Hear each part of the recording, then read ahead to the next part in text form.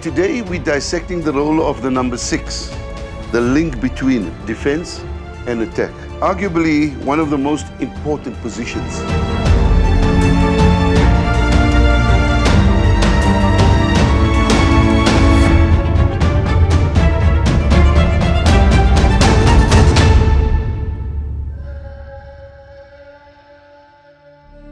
During the build-up phase, the number 6 positions himself in between the lines. This is a deep-lying position that this number 6 holds. He is the link between players building up from defense, looking to forward the attack, and then defensively ensuring that he supports the defense by giving them preventative coverage. You could find teams that play with 2 number 6s, and then they share the workload. It's easier to play with 2 defensively than it is with 1, because if you play with 1, he has to anticipate and read the game very well to prevent any passes from reaching the opposing attackers. And that means if he is unable to do it timelessly, he can expose his team to a quick counter-attack.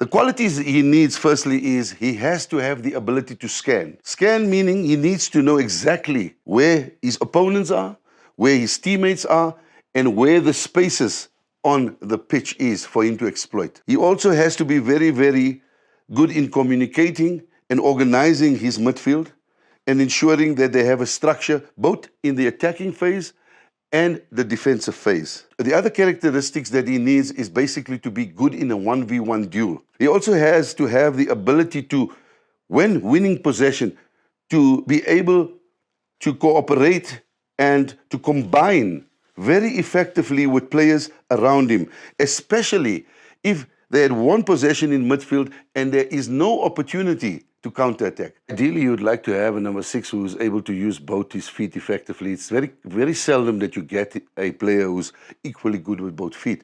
But the creativity of his passes is very key. How he's able to bend the pass around defenders, how he's able to float the pass into space, knowing when to play the player to feet or when to play the ball in behind for the player to run on. He has to also understand his players' qualities, his players' movement. But it doesn't stop there. He has to also study the opposition. Fortunately, in the modern game, teams study their opponents. So he'll have to look at the opponent's characteristics and how he can nullify their strengths to his favor. I would go as far as saying it's compulsory for a number 6 to be able to control the tempo of the game, knowing when to speed up and knowing when to slow down the tempo of the game. A player I marvel at, even today, I marvel at a player like Busquets. Wasn't the quickest players off the mark, but you'd never say, because of his ability and his playing intelligence to be able to exactly know what the attacker or the defender was going to do when he had received the ball. He would be able to turn the player inside out with very subtle turns, and he would leave him stranded. You'd sometimes look and say, this guy is so simplistic, yet so effective. It comes back to the element that he keeps it simple. The word KISS, keep it simple, stupid. I think he does that to a T. And that is so important for any number 6, not to overcarry, because if he is dispossessed, immediately he puts his team at a big disadvantage where the opposition now have a 3 versus 2 situation and they are exposed in as far as the defense is concerned. When there is space available, he needs to be able to drive the ball forward to an extent where I've seen Rodri do this effectively, where he'll drive the ball forward and then support his forward pass by availing himself and at times getting into a scoring position where he had scored. I mean, the Champions League is a good example. They were struggling to score a goal, and guess who came to the fore? Silva, round the back, no, nobody there. Rodri, 1-0! So he has to have the attributes of just not being a glorified passing player, but also a player who's confident in driving the ball forward into attack and then being able to get into it. So I would call him a player that's involved in 3 phases. Initiation, meaning when he wins the ball back, he initiates, he participates by combining with either the 2 10s or the 8 and the 10, And then he finds himself in a third man situation where he's now able to finish. And that is a dream come true for any coach to have a number 6 who has all three characteristics. So the modern day number 6 is not your robust tackler that would dive in with every tackle. He times his tackles. He reads the play. He tries to push. If he's pulled to the side, which often is something you don't want to encourage because you want him to stay in the axis, but there will be times, for example, where the defense is stretched, okay, and you have a winger that receives the ball on the wide position. He will then be expected to come out and support either by giving his defensive line support, tucking in, or even double marking in that particular situation. So he has to have a very, very huge engine. He has to be a box-to-box player. I think number 6s have to have the highest aerobic capacity on the field. He has to cover probably between 12 and 13 kilometers in a game if he's effective, because you know he's involved both in the offensive and the defensive phase. So he covers a huge amount of ground in that particular match that he plays.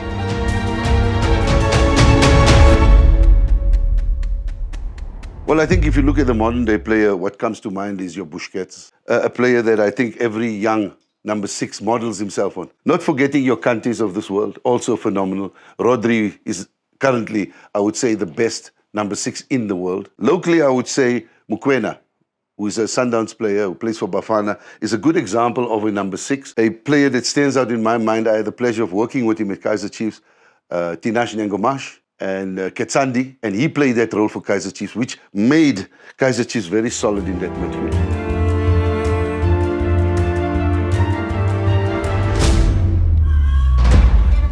Well, if you look at the offensive transition, when the opposition are under attack and we push numbers forward, and in most cases, you would find that when the opposition are pinned back in their own half, he then forms, I would say, the first line of defense for his team, because in this case, you'd have, and a good example is, if you look currently at some of the top teams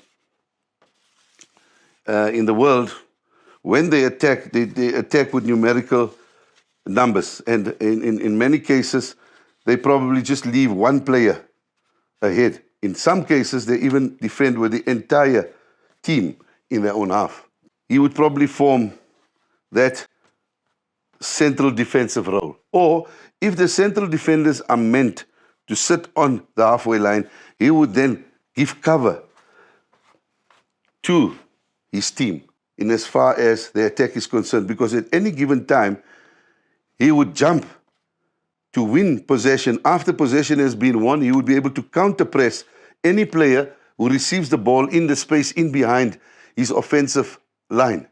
And in that case, it also then requires that he's able to anticipate and is able to do that with speed and the ability to nullify any counter-attack, because in this case, if he's unable, if they bypass him, immediately the opposition would push numbers forward and create numerical advantage where you would find the team defending in a situation where they find themselves sometimes a 4-against-2 situation. So his role is very key in ensuring that he forms that insurance, I call it an insurance policy for his team, that he covers their attack and makes sure that he supports it without the ball. He's not, in fact, involved in the build-up when they have the ball, but he's here in case possession is lost and the opponent wins the ball, he's able to mark in advance. Now you're talking about the transition from attack to defense.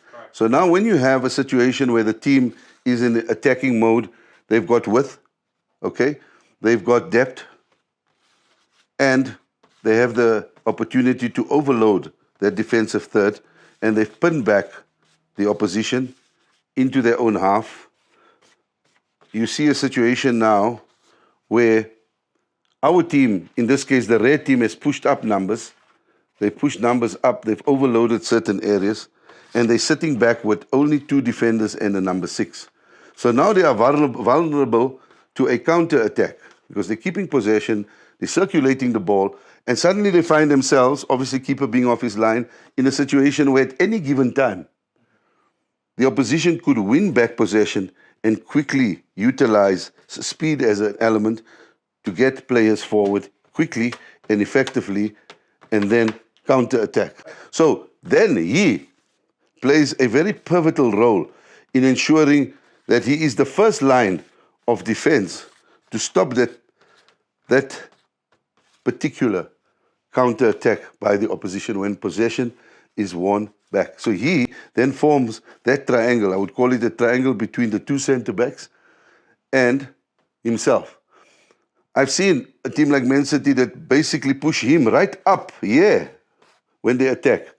And he basically, whether it's Rodri or Kovacic, they basically play on the edge of the opposition's box, and anytime they get the ball, they look to score. And they only use maybe one player as a preventative coverage player, because you find the entire team now defending because of the numbers that you've pushed forward. That player is exposed. Now you've got to ask the question, is that high risk? Of course it is, but very few coaches will do that. Most coaches will ensure that they do this rather, and have him sitting in that particular hole during the defensive transition. During the defensive transition, they would prefer him sitting here rather than being involved there, because in any given time, they don't want to expose these two central defenders. So he has a very pivotal role to play in ensuring that he stops any potential attack from the opposition. I say this with respect. We have the talent, raw talent that exists in this particular position, that has all the characteristics. We have players that have the speed to play in this position. We have players that have the intelligence and the decision-making to play in that position. The difference between our number 6 and the international number 6 is a very thin line, and that is the technical excellence which they have compared to us. They can dispossess and forward attack with ease. At times, our number 6s tend to get involved in a brawl, where it is how aggressive he is rather than how skillful he is in ensuring that he dispossesses his immediate opponent and then he forwards the attack. So he uses a bit more finesse.